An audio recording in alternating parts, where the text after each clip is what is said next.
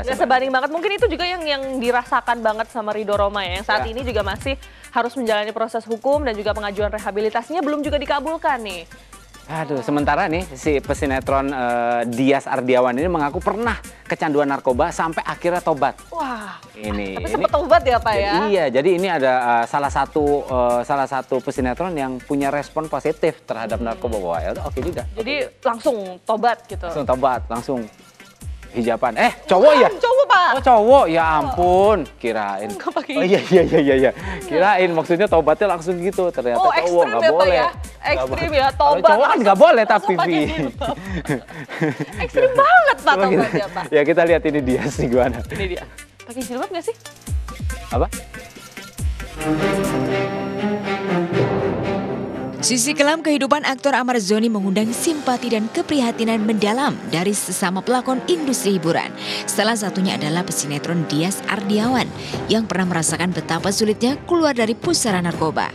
Ya, dulu di masa SMA, Dias pernah coba-coba zat adiktif yang bernama putau hingga kecanduan dan nyaris meregang nyawa akibat sakau alias sakit karena putau.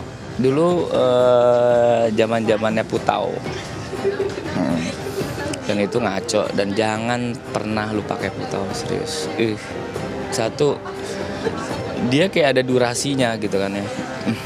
Putau ini kan dia heroin 5 kan. Jadi kalau misalnya lu makan sesendok istilahnya, itu akan kenyang lu 3 jam misalnya. Jadi setelah 3 jam itu lu sakau lagi, lu mesti makan lagi dong tuh. Selama 3 jam lagi. Udah gitu ya terus menerus. Dan dulu gue sampai sehari itu bisa 7 kali, 8 kali. Wah ngeri nanti gue ketangkep gini-gini. Apalagi jangan kan ketangkep dia mati gitu loh. Temen deket gue nih udah mati. Udah banyak, liftingan gue tuh semuanya udah mati semua. Ini gue pengen berhenti, gue sampai nangis, gue berdoa. Ya Allah, udah deh saya cukup. Tapi pas gue bangun tidur, udah badan gue nagih lagi. 4 tahun terjebak oleh kenikmatan semu yang dihadirkan zat adiktif, Dias harus kehilangan barang-barang berharga yang dimilikinya. Beruntung Dias tak kehilangan kasih sayang keluarga. Berkat kesabaran sang bunda, Dias akhirnya mampu bangkit dari fase terburuk dalam hidupnya. Gue kayak anak bayi, bener otak gue tuh kayak anak bayi. Wah selama 4 tahun tahu deh kamar gue tuh habis.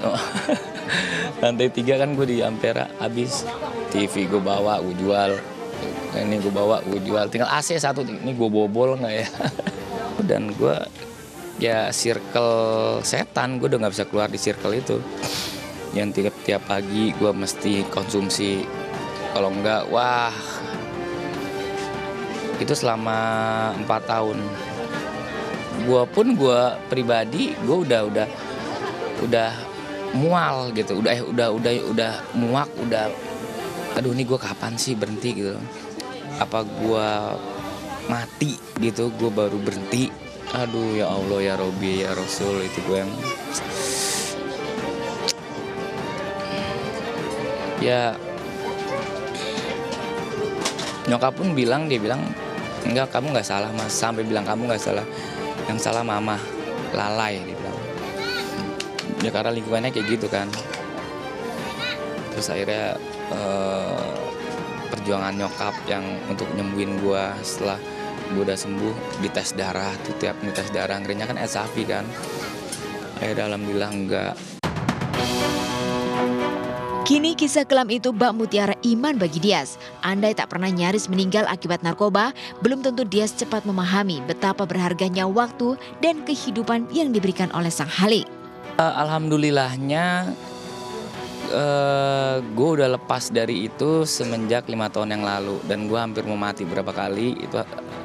Itu lagi fakta-faktanya, lagi terpuruk ya. Dan sekarang ini gue udah ngeliat kayak gitu, ngeliat tawarin ini tawarin itu, udah setelur kutu pun itu nggak ada keinginan. Karena apa? Karena ya gue tahu impactnya, gue tahu dampaknya, itu gue alamin semua gitu.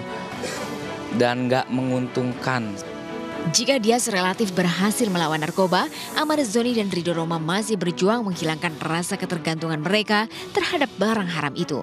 Kemarin, Ridho kembali menjalani sidang kasus narkoba di Pengadilan Negeri Jakarta Barat. Saat keluar dari mobil tahanan, tubuh Ridho terlihat lebih gemuk. putra Raja Dangdut Rhoma Irama itu mengenakan rompi tahanan dan kopiah putih saat duduk di kursi pesakitan.